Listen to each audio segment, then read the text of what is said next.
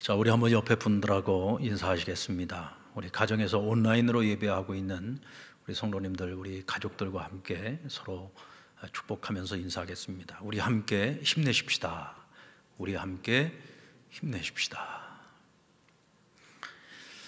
2020 도쿄올림픽이 코로나 여파로 1년 늦게 우여곡절 끝에 지금 일본 동경에서 개최되고 있습니다.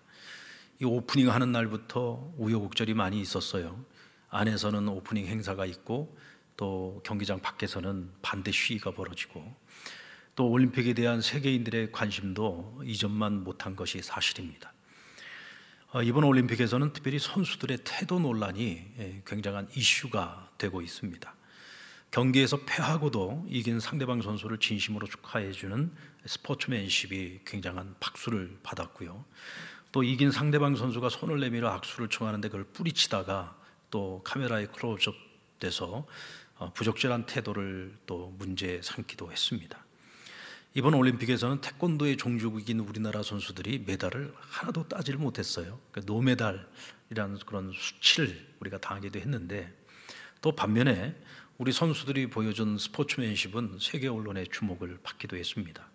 선수들이 패하고도 웃으면서 진정으로 상대방 이긴 선수를 축하해주는 그런 모습들을 보면서 저것이 진정한 스포츠맨십이 아니냐, 역시 우리 태권도 종주국답다라는 그런 찬사를 받기도 했습니다. 이런 모습들이 금메달을 따는 것보다도 오히려 더 큰 국위선양을 하지 않았나라는 생각도 갖게 됩니다. 그런가 하면 우리나라 체조 선수 중에 한 명은 실력에 있어서는 금메달이었어요. 최고 점수를 받았습니다. 그런데 본인도 자기 경기가 너무 만족스러웠는지 너무 기뻐가지고 이 심판들한테 인사를 해야 되는데 심판들한테 인사를 안 하고 그냥 내려가 버린 거예요. 그래서 감점을 당합니다. 그래서 금메달을 따야 될 선수가 은메달을 따게 된 거예요. 참 이런 경기 내용들을 보면서 이 선수들의 실력도 중요하지만은 스포츠맨십, 그들의 어떤 선수로서의 마음, 자세, 태도, 이런 것들이 더 중요하다라고 하는 것을 대표적으로 보여진 사례라고 할 수 있겠습니다. 미국 노스웨스턴 대학의 심리학 연구팀은요, 올림픽에서 메달을 딴 선수들의 얼굴을 분석을 했는데 메달의 색깔에 따라서 기쁨의 정도가 어떻게 달라지는지를 관찰 분석을 했어요. 금메달을 딴 선수는 당연히 기뻐하겠죠. 가장 기뻐하겠죠. 그런데 이 기쁨의 순위가 바뀌었습니다. 우리가 일상적으로 생각을 해보면 금, 은, 동이어야 하는데 금, 동, 은 이렇게 바뀌었어요. 금메달 딴 선수야 1등을 했으니까 가장 기뻤을 것이고, 근데 은메달 딴 선수는 두 번째로 기뻐해야 되는데 오히려 기뻐해야 되는 그 순간에 아쉬운 표정을 짓더라는 거죠. 그리고 세 번째로 동메달을 딴 선수는 금메달을 딴 선수만큼이나 기뻐하더라는 거예요. 대체 그 차이가 어디 있느냐? 결국은 마음의 자세와 태도에 달려 있다는 겁니다. 은메달을 딴 선수는 내가 조금만 더 분발했으면 저 금메달을 내가 차지할 수 있었는데 하는 그 아쉬움이 있는 거예요. 그러니까 기뻐해야 되는 그 순간에 기쁨의 얼굴이 아니라 아쉬움의 표정을 지을 수밖에 없었다는 거죠. 그런데 동메달을 딴 선수는 노메달을 딴 선수들의 시각에서 볼 때 내가 메달을 못 딸 수도 있었는데 동메달이라도 딸 수 있었다는 것 때문에 굉장히 기뻐한다는 거예요. 금메달을 딴 것만큼이나 기뻐하더라는 거죠. 자, 그렇다면 왜 이런 메달에 따라서 이렇게 얼굴의 표정이 바뀌고 또 기뻐해야 될 때 기뻐하지 못하고 이런 아쉬운 표정들을 나타내는 걸까? 왜 이런 현상들이 나타나는 것일까? 여러분, 국가를 대표해 가지고 올림픽 대표 선수로 올림픽에 출전을 한다는 그 자체만으로도요, 이건 개인에게도 영광이고 가문에도 영광인 겁니다. 그렇지 않습니까? 올림픽에 나간다는 것은 세계 최고의 선수가 되어서 나간다는, 국가를 대표해서 나간다는 겁니다. 그것만으로도 정말 자부심을 가질 수 있어야 하는데 많은 선수들이 하나같이 나는 금메달을 따야 된다는 목표를 가지고 갑니다. 그렇다고 그 목표가 잘못된 건 아니죠. 당연히 목표가 있어야 최선을 다할 수 있으니까. 근데 문제는 금메달을 항상 최선이라고만 생각을 한다는 거죠.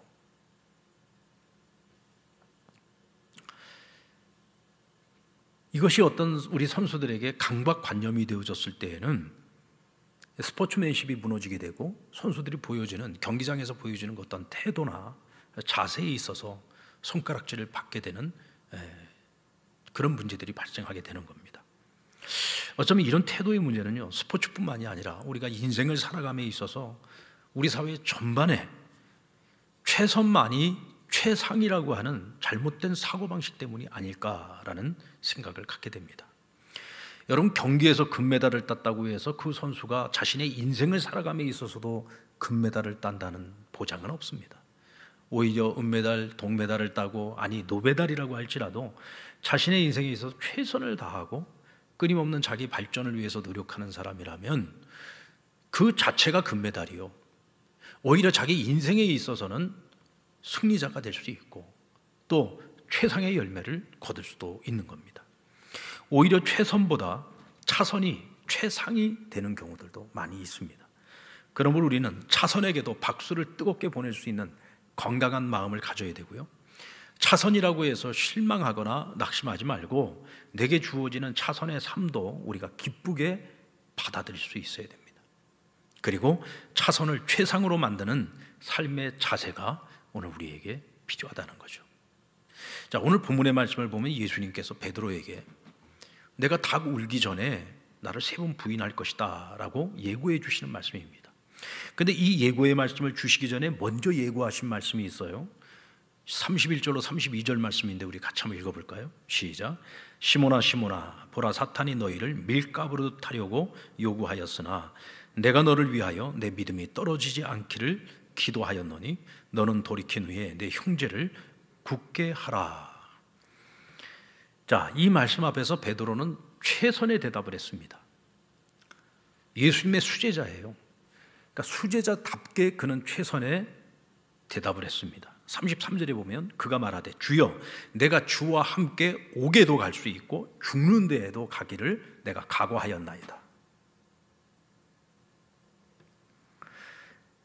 주님의 수제자답게 최선의 대답을 한 거죠. 근데 주님과 함께 고난도 받을 수 있습니다. 근데 주님과 함께 죽을 수도 있습니다. 저에게는 그런 각오가 되어 있습니다. 마땅한 대답이겠죠. 주님께서 그렇게 말씀을 하시는데 제가 그럴 수도 있겠네요. 내가 실수할 수도 있겠네요. 넘어질 수도 있겠네요. 제가 주님을 3번이나 부인할 수도 있겠네요. 이렇게 대답하는 것은 최선의 대답이 아니죠. 제자라면 이렇게 대답하는 것이 마땅한 것입니다. 주를 위해서라면 내가 죽을 수도 있습니다. 근데 결과는 어땠습니까? 그가 말한 최선의 대답처럼 그와 같은 길을 가지 못하고 오히려 정반대되는 길을 걸어갔잖아요. 결국 주님께서 예상하신 대로 주님 3번 부인했습니다. 그리고 자기 자신에 대한 실망감 때문에 깊은 낙심에 빠지고 말았죠. 근데 주님께서는요, 베드로가 그와 같이 호언장담을 할 때 그가 실패할 것을 이미 알고 계셨습니다. 그래서 그에게 뭐라고 말씀하십니까? 내가 나를 3번 모른다고 부인했다고 할지라도 너무 낙심하지 말고 너무 절망하지 마라. 내가 너가 그 믿음을 잃어버릴까 봐 내가 내 아버지께 널 위해서 기도했다. 너의 믿음을 위해서. 그러니까 절대로 믿음을 잃어버리지 말고 돌이켜서 너와 같이 나를 배신하고 도망간 제자들, 그래서 스스로에게 절망하고 낙심한 제자들, 그들에게 찾아가서 그들의 믿음을 굳건하게 해주라고 베드로에게 부탁을 하고 있습니다. 주님께서 모든 걸 알고 계셨어요.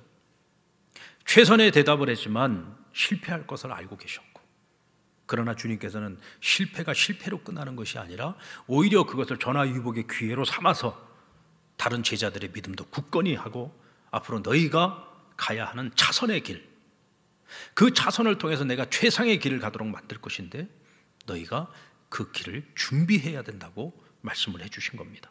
그래서 28절로 30절 말씀 우리 같이 한번 읽어볼까요? 시작. 너희는 나의 모든 시험 중에 항상 나와 함께 한 자들인즉 내 아버지께서 나라를 내게 맡기신 것 같이 나도 너희에게 맡겨 너희로 내 나라에 있어 내 상에서 먹고 마시며 또는 보좌에 앉아 이스라엘 12지파를 다스리게 하려 하노라. 예수님께서는 제자들의 연약함도 알고 있고 허물도 알고 있고 그들이 주님이 십자가의 길을 걸어갈 때 그들이 어떤 부족한 모습을 보일 것인지, 그들이 어떻게 주님을 배신할 것인지 모든 걸 다 알고 계셨어요. 그러나 주님께서 최종적으로 목표하고 있는 것은 뭡니까? 그런 제자들과 더불어서 언젠가 때가 되면 하나님 아버지의 나라를 함께 다스릴 자들로 그들을 세우시겠다는 겁니다. 그러니까 그들의 인생에서 어떤 실패를 하든지 상관이 없어요. 왜냐하면 결국은 하나님께서 그들로 하여금 주님과 함께 아버지의 나라를 다스릴 자들로 삼으시겠다는 겁니다. 우리는 여기서 무엇을 예측할 수 있느냐? 주님께서는 그들의 실패를 통해서도 자선의 길을 예비하고 계시고 그 자선의 길이 최상의 길이 되도록 만드실 하나님의 계획을 가지고 계시는구나라고 하는 것을 우리가 알 수 있는 거죠. 바로 이 점이 그리스도 안에서 살아가는 자들에게 주어지는 자선의 은혜인 겁니다. 주 안에서 살아가는 이들은요, 그래서 언제나 최선의 삶을 살아가야 합니다. 자, 여러분들, 최선의 삶을 살아서 최선의 열매를 맺는다. 뭐 이거보다 더 기쁜 일이 없겠죠. 더 감사한 일이 없겠고요. 그런데 여러분, 우리가 살아봐서 알지만 최선의 길을 걸어간다고 해서 모두가 다 최선의 열매를 얻는 것은 아닙니다. 자, 올림픽에 나가는 선수들이 모두가 다 금메달, 은메달, 동메달 따는 거 아니잖아요. 정말 극히 소수의 선수들만이 그와 같은 영광의 자리에 설 수 있는 겁니다. 대부분 모든 선수들은 차선의 길을 가든지 아니면 차차선의 길을 가든지 아니면 아쉽게 사위를 해서 메달을 따지 못하든지 대부분의 선수들이 올림픽에서 실패를 경험하죠. 그 중에서 메달을 따는 선수는 정말 극히 소수입니다. 그리고 사실 금메달의 색깔도 역시 마찬가지예요. 누가 금메달을 따느냐, 누가 은메달을 따고 동메달을 따느냐, 사실은 극히 아주 근소한 차이로 인해서 순위가 결정이 되는 겁니다. 그리고 대부분의 사람들, 대부분의 선수들은 내가 원하는 최선의 결과가 아니라 원치 않은 차선의 결과를 얻게 되는 경우가 거의 대부분이죠. 그래서 여러분, 남과 비교하지 말고 어제의 나와 비교하라는 말이 있어요. 선수들이 경기장에 나가서 최선을 다할 때는요, 목표가 최선의 결과라기보다는 어제의 나와 비교를 해서 오늘의 내가 더 좋은 성적을 내고 땀의 열매를 내가 거두었을 때 우리는 거기에 만족할 수 있어야 된다는 것. 꼭 메달을 따야만 성공하는 것이 아니라는 거죠. 어제의 나보다 오늘의 내가 오히려 더 좋은 결과를 얻을 수 있다고 한다면 그만큼 내가 성장하고 그만큼 내가 발전한 것입니다. 우리는 그것을 목표로 해야 된다는 거죠. 이번 올림픽에서 우리나라 선수 가운데 메달은 따지 못했지만 육상 높이뛰기에서 4위를 한 선수가 있어요. 우상혁 선수라고. 사실 우리나라 이 육상 선수들이 올림픽 무대에 나가서요, 한국 신기록을 기록을 하고 또 전체 경기에서 4위까지 올라간 경우는 정말 극히 드문 경우입니다. 예전에 마라톤에서 우리나라 이봉주 선수가 그 금메달을 딴 거를 제외하고는 육상에서는 거의 메달을 따본 적이 없죠. 이 4위를 했다라고 하는 건 이건 정말 대단한 일을 한 겁니다. 근데 우리가 더 이 선수를 높이 사는 것은 비록 메달을 따지는 못했지만 메달을 딴 선수 그 이상으로 자신이 이번에 그 만들어내는 그 기록, 그 결과가 한국 신기록을 넘어섰단 말이죠. 그 순간에 그가 얼마나 기뻐했는지 모릅니다. 비록 메달은 따지 못했지만 매 순간마다 최선을 다하는 모습을 보여줬고 화이팅하는 모습을 보여주었고 또 그가 보여주었던 선수로서의 정말 매너가 모든 그 외신들의 주목을 받을 만큼 모범적이었다는 겁니다. 우리 인생의 올림픽에서도 최선의 보상보다는 끊임없이 자기 성장을 가져오는 최선이 더 값진 것이 아닐까라는 거죠. 성공하는 사람은 땀을 흘리지 침을 흘리지 않는다는 말이 있습니다. 여러분, 땀과 침의 차이가 뭡니까? 둘 다 액체지만 땀은 염분을 가지고 있어서 썩지 않고 침은 금방 썩습니다.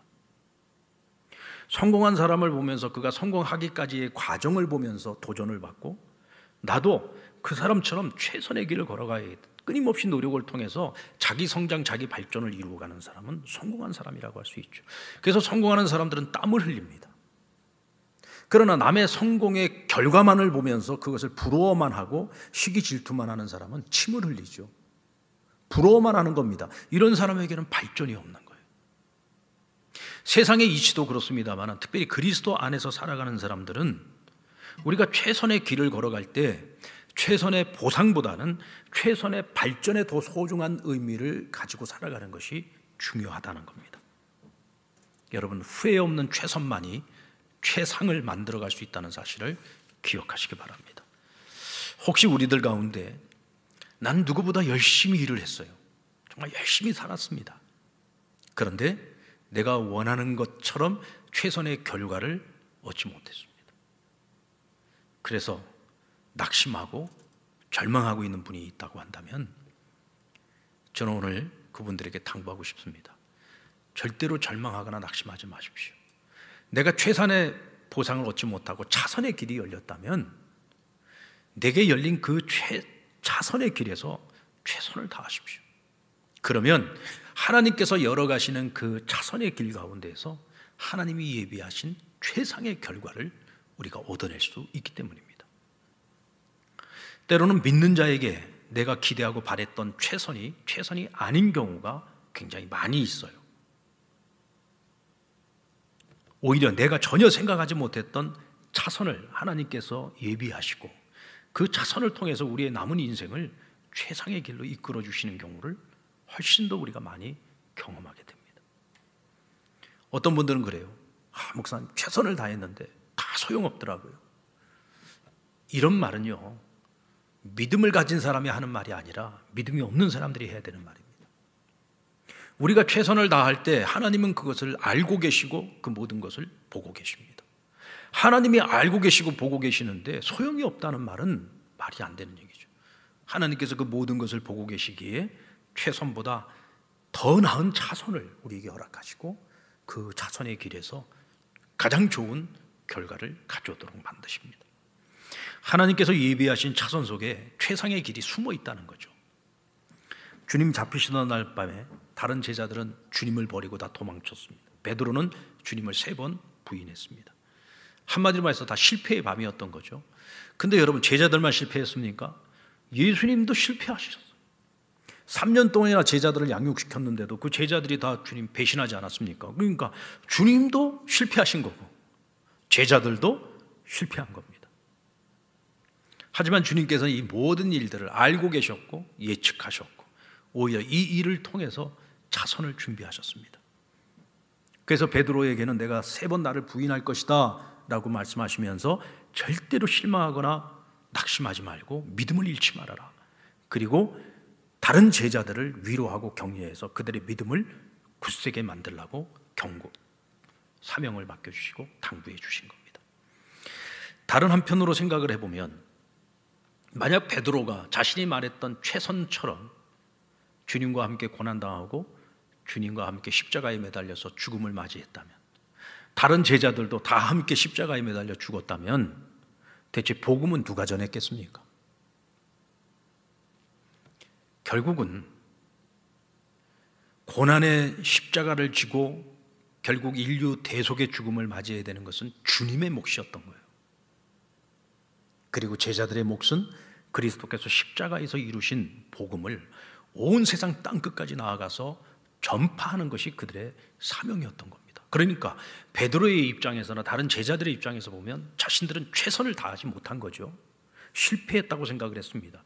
그러나 그 실패는 주님의 크신 계획 속에서 보면, 복음의 계획 속에서 보면 그것은 실패가 아니라 하나님께서 차선의 길을 예비하시고 그 차선을 통해서 온 세상의 복음이 전파되도록 하시기 위한 하나님의 의도적인 계획이었다는 것을 우리가 알 수 있습니다. 사사시대의 대기근을 맞아서 모압 땅으로 이민의 길을 떠났던 나오미의 가정을 여러분 우리 한번 생각을 해보십시다. 나오미의 가정은요, 기근을 맞아서 모압 땅으로 떠났습니다. 이민을 간 거예요. 그리고 그들은 그 이민 간 모압 땅에서 성공을 거두기를 원했습니다. 그것이 그들이 생각하는 최선의 길이었어요. 다시 돌아올 생각이 없었습니다. 그래서 2 아들을 전부 모압 여인들과 결혼을 시켰던 거죠. 하지만 결과는 어떻게 됩니까? 나오미는 남편도 죽고 2 아들이 다 죽습니다. 그리고 그 집에는 3명의 과부만 남게 된 거예요. 결국 며느리 오르바는 집으로 돌아가고 룻만 어머니 나오미와 함께 베들레헴으로 돌아오게 됩니다. 베들레헴으로 돌아올 때 베들레헴에 사는 여인들이 나오미를 보고 저 여인이 나오미가 아니냐라고 얘기할 때 나오미는 이렇게 말합니다. 나를 나오미라고 부르지 말고 마라라고 불러라. 나오미는 기쁨이라는 뜻이요, 마라는 쓴물이라는 뜻입니다. 이 세상에서 누가 가장 불행한 여자냐? 내가 가장 불행한 여자다. 내 인생에 이제 기쁨은 없다. 내 인생은 쓰디쓴물로 가득하다. 이게 바로 나오미의 현실이었습니다. 그러나 여러분, 그게 끝이 아니었죠. 하나님께서는 실패한 나오미의 인생에 룻이라고 하는 차선의 길을 그와 함께하게 하셨어요. 그래서 나중에 나오미가 룻을 가리켜서 뭐라고 말합니까? 7 아들 귀한 내 며느리라고 고백하지 않습니까? 그에게 하나님께서 허락해 주신 차선의 길이었던 룻을 통해서 나오미의 인생의 말년에 하나님께서 가장 큰 기쁨의 선물을 그에게 허락하시고 그의 인생이 화로 끝나는 인생이 아니라 화가 복이 되도록 만들어 주셨습니다. 주 안에서 사는 이들이 최선이 아닌 차선의 길을 걸어간다고 해서 실망하거나 낙심하지 말아야 될 이유가 바로 여기 있는 겁니다. 그 길을 인도하시는 분이 하나님이시기 때문이죠. 하나님께서 이 모든 길을 설계하고 계신다고 하면은 하나님께서는 반드시 그 계획을 실행하시는 분이시고 그 차선의 길을 내가 하나님을 믿고 묵묵히 그 길을 따라가면 결과적으로는 하나님께서 우리에게 최상의 결과를 주신다는 거예요. 영국의 세계적인 역사가 토마스 칼라일에 관한 일화입니다. 이 칼라일이 7년이라는 긴 세월에 걸쳐서 불란서 대혁명사 원고를 탈고합니다. 그동안에 기나긴 시간 동안 원고를 쓰느라고 너무 피곤하고 지쳐서 잠시 머리를 식히기 위해서 밖에 외출을 다녀옵니다. 근데 그 사이에 하녀가 들어와서 방을 청소를 하다가 그 방 안에 냉골이라 이 방 안을 좀 따뜻하게 데피려고 벽난로에 불을 지피려고 하는데 불쏘시개가 안 보이는 거예요. 그래가지고 불쏘시개 감이 없나 하고 찾아보다가 책상 위에 노랗게 변색이 되어진 이 종이 뭉치를 본 거예요. 그래서 그 종이 뭉치가 이게 쓸모없는 이 쉬조각인 줄 알고 그거를 기름을 갖다가 발라가지고 불쏘시개로 써버린 겁니다. 7년 동안 쓴 불란서 대혁명사가 한순간에 불쏘시개가 돼버린 거예요. 외출을 나갔다가 돌아온 이 칼라일이 그것을 보고 혼비백산을 하지요. 얼마나 실망스럽고 절망스럽겠습니까? 한 주간 내내 금식을 하면서 자기 방에 처박혀가지고 이게 내가 살아야 되나 죽어야 되나 고민을 하고 있다가 하나님께 기도를 하기 시작했어요. 기도를 하는 중에 하나님이 그의 마음에 어떤 마음을 주셨느냐면 어쩌면 나에게 더 좋은 작품을 쓰라고 하나님이 내게 이와 같은 일을 허락하신 것이 아닐까. 그래서 그는 다시 마음을 다잡고 다시금 글을 쓰기 시작했어요. 그래서 7년의 시간을 또다시 공을 들여가지고 결국 명작인 불란서 대혁명사를 탈고하게 됩니다. 자그마치 14년에 걸쳐서 이 책이 세상의 빛을 보게 된 거죠. 여러분, 우리의 생애에 있어서도 이와 비슷한 일들 얼마든지 일어날 수 있습니다. 저도요, 제가 장신대 신대원 졸업 논문을 쓰는데 저는 원래 설교를 준비를 할 때도 미리 다 준비를 하고 자료들을 다 정리를 해놓으면 일단 원고를 쓰기 시작하면 마지막 탈고할 때까지 자리를 거의 떠나지 않습니다. 논문도 그렇게 썼어요. 그래서 그동안에 내가 써야 될 모든 자료들을 다 준비를 해놓고 정말 몇 날 며칠에 걸쳐서 논문을 썼습니다. 그리고는 논문이 이제 거의 다 작성이 다 끝나고 마지막 이제 주석을 다는 그 과정에서 제가 잠시 자리를 비웠는데 저희 큰아이가 그때 아이가 이제 돌 지나고 이제 조금 이제 나부되기 시작할 때인데 이 아이가 제 방에 들어와 가지고요 코드를 뽑아버린 거예요. 그때 당시만 하더라도 요즘처럼 이 중간에 코드를 뽑아도 중간 저장되는 기능이 없었어요. 그때 당시만 하더라도 컴퓨터가 처음 나왔을 때였기 때문에 그러니까 그동안에 써놓은 논문이 그냥 한순간에 다 날아가 버린 겁니다.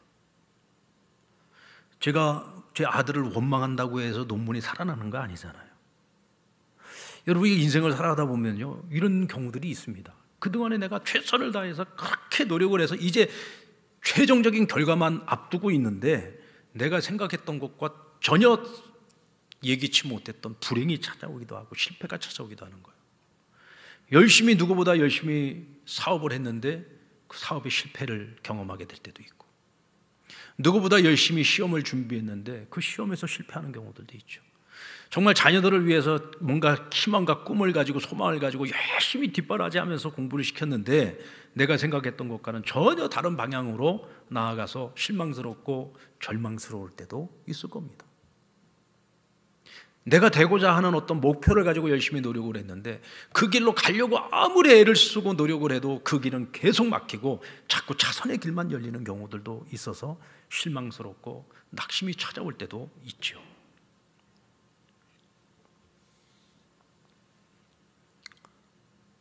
여러분, 이럴 때 우리는 어떻게 해야 됩니까? 저희 교회 자매 가운데 정말 오랜 시간 동안 아나운서의 길을 가기 위해서 열심히 준비해 온 자매가 있어요. 실질적으로 방송국에서 아나운서도 했고 또 여러 기업에서도 아나운서를 했고, 그래서 평생 나는 아나운서를 할 거다. 그리고 이제 공중파 방송에서 아나운서를 하기 위해서 계속해서 이제 경력을 쌓으면서 준비를 하고 있었어요. 근데 얼마 전에 이제 결혼을 한다고 저에게 찾아와서 인사를 하는데 그 신랑 될 사람이 전도사님이에요. 이제 사모의 길을 가야 되는 거예요. 근데 지금 본인이 고민이 있다는 거예요. 나는 아나운서의 길을 계속해서 결혼을 하고 난 이후에도 계속 그 길을 가고 싶은데 자기가 단 한 번도 생각해 보지도 않았던 병원에서 코디네이터로 일하는 길이 자꾸 열린다는 거예요. 그곳에서 자기를 너무나 원하고 있고 그리고 가장 좋은 대우를 해주면서 자기를 함께 일하고 싶어 한다는 거죠. 그래서 목사님, 이런 경우 내가 어떻게 해야 되느냐. 제가 가만히 생각을 해보니까 앞으로 사모의 길을 걸어가야 되면 코디네이터라고 하는 것은 계속 사람들을 상담해 주는 일 아니냐. 내가 볼 때는 이건 상담 훈련도 될 수 있는 일이에요. 당신이 지금까지 아나운서를 하기 위해서 지금까지 사람들과 말하고 설득하는 이런 일들이 있어서 굉장히 숙달이 되어져 있고 하나님 훈련을 시켰는데 이것이 앞으로 당신이 사모의 길을 걸어갈 때 얼마나 많은 도움이 되겠냐. 하나님께서 당신에게 최선의 길은 아니고 차선의 길이지만 이 길을 열어주셨을 때는 이 길에서 최선을 다해봐라. 분명히 그것을 통해서 하나님께서 당신에게 계획하신 일이 있을 것이고 그 일을 통해서 하나님이 최상의 결과를 가져다 주실 것이다. 여러분들, 혹시 최선이 아니라 차선의 길을 가게 되어서 지금 실망하고 계시는 분들 계십니까? 낙심하고 계시는 분 계십니까? 분명 거기에 하나님의 계획이 있습니다.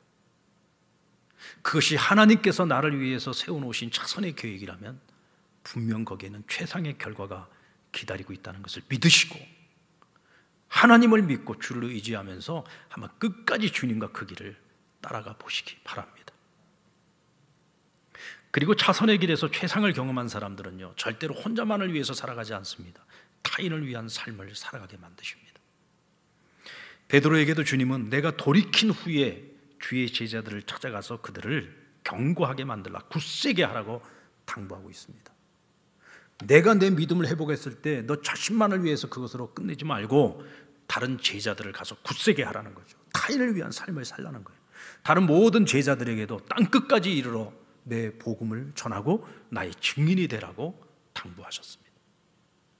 주님께 사랑의 빚을 진 제자들은, 실패를 경험했던 제자들은 주님께서 열어놓은 그 차선의 길을 통해서 그들은 예루살렘이 아닌 땅끝으로 나아가서 각기 자신의 땅끝에서 주님에게 진 그 사랑의 빚을 가지고 끝까지 주의 복음을 전하며 그의 인생들을 마감했습니다.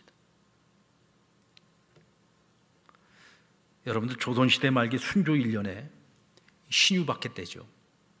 많은 천주교 신자들이 하나님을 믿는 신앙 때문에 순교를 당해야 했습니다.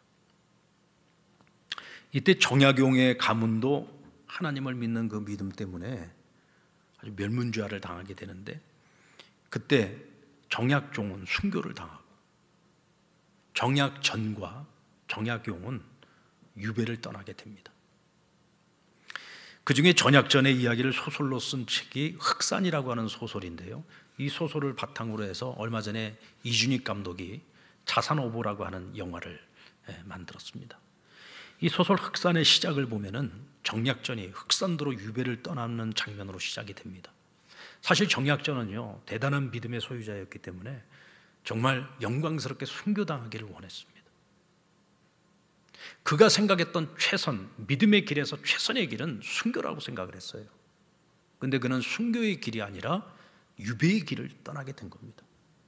그래서 그가 깊은 회한에 빠져 있을 때 그는 어느 순간에 마음의 결심을 하게 됩니다. 흑산도가 내가 가야 하는 차선의 길이라면 내가 그 길에서 최선을 다해보자. 그리고 그곳에서 한번 살아내어보자. 그리고 내가 그곳에서 살아가는 동안 내가 할 수 있는 일이 무엇인지, 내가 할 수 있는 최선이 무엇일지를 그는 고민하기 시작했어요. 흑산도는 섬이었습니다. 그곳에는 수많은 어종의 물고기들이 있었습니다. 그곳에서 생업으로 살아가는 수많은 어부들을 만나면서 그는 그들에게 배우기 시작합니다. 그리고 우리나라를 둘러싸고 있는 이 바다에 살고 있는 수없이 많은 어종들에 대해서 그가 눈을 뜨기 시작하고 그것을 그림으로 그리고 거기에 따르는 모든 정보들을 하나하나 글로 남기기 시작하면서 자산어보라고 하는 우리나라 최초의 어업과 관련되어진 우리나라 주변에 있는 이 바다에 살고 있는 모든 물고기에 대한 정보를 기록으로 남기게 됩니다. 그것이 후대에도 얼마나 큰 영향을 미치게 되었는지 모릅니다. 만약 그가 생각했던 최선의 길을 걸어서 그가 만약 순교했더라면 어쩌면 이 땅에 자산어보라고 하는 명전은 남기지 못했을 겁니다. 자선의 길이었지만 그 자선의 길에서 최선을 다했기 때문에, 내가 할 수 있는 최선을 다했기 때문에 그는 후대에도 영향을 미칠 만한 위대한 업적을 남길 수 있었던 거죠. 여러분, 모세 역시도 마찬가지 아닙니까? 나이 40세에 그는 자신의 정체성을 깨닫고 자기 민족인 이스라엘을 위해서 내가 할 일이 무엇인가, 이스라엘의 해방을 위해서 내가 이제는 나설 때라고 생각을 하고 그가 뭔가를 하고자 할 때 그는 큰 실패를 경험하게 됩니다. 그가 가고자 했던 최선의 길이 막혀버리고 오히려 광야의 도망자가 되고 미디안의 목동으로 40년 세월을 보내게 됩니다. 그리고 그 40년을 마치고 그의 나이 80이 되었을 때 하나님께서 그에게 찾아오셔서 이스라엘의 구원자로 그를 사용하시겠다고 그에게 사명을 맡겨주셨죠. 여러분, 그런 생각 안 해보셨습니까? 모세가 만약 미디안 광야에서 40년 동안 양치기를 하면서 양치기 일전정 최고의 양치기가 되기 위해서 그 자리에서 최선을 다해서 살아갔기에 하나님께서 그에게 이스라엘을 구원할 민족의 지도자로 그를 세운 것이지, 만약 그가 늘 좌절과 절망과 낙심에 빠져서 나 같은 것이 무엇을 할 수 있을까? 절망에 빠져서 그냥 허송세월을 보냈다면 과연 하나님께서 그에게 그와 같이 위대한 사명을 맡기셨을까? 저는 모세가 보낸 그 광야에서의 40년은요 결코 헛되게 보내지 않았을 거라고 생각합니다. 그는 그 자리에서 내가 할 수 있는 선에서 최선을 다했습니다. 그런 모세를 보시고 하나님께서 그에게 민족의 지도자로 그를 세우신 것이라고 저는 믿습니다. 혹시 지금 여러분이 서 있는 자리가 내가 생각하는 최선의 자리가 아니라 차선의 자리라고 해서 여러분 절대로 낙심하지 마십시오. 오히려 그 차선의 자리에서 최선을 다하고 있다고 한다면 그런 여러분 자신에게 박수를 쳐주십시오. 나 자신에게 박수를 쳐주세요. 차선의 길을 가고 있다고 절망하거나 낙심하지 않고 최선을 다하고 있는 나에게 박수를 쳐주십시오. 혹시 아직도 절망하고 좌절하고 낙심하고 있다면 그런 나에게 괜찮다고 말해 주십시오. 그리고 다시금 그 차선의 길에서 최선을 다하며 주님께서 계획해 놓으신 그 최상의 결과를 얻기 위해 나 자신을 응원하고 또 주님과 함께 최선을 다해서 그 길을 달려갈 수 있는 저와 여러분 되기를 바랍니다. 우리 뒤에는 이 모든 것을 계획하시고 오늘도 우리를 도와주시는 하나님이 함께하고 계십니다. 그분을 의지하고 자선 속에 숨어있는 최상의 길을 함께 찾아갈 수 있는 저와 여러분 되기를 주님의 이름으로 축원합니다.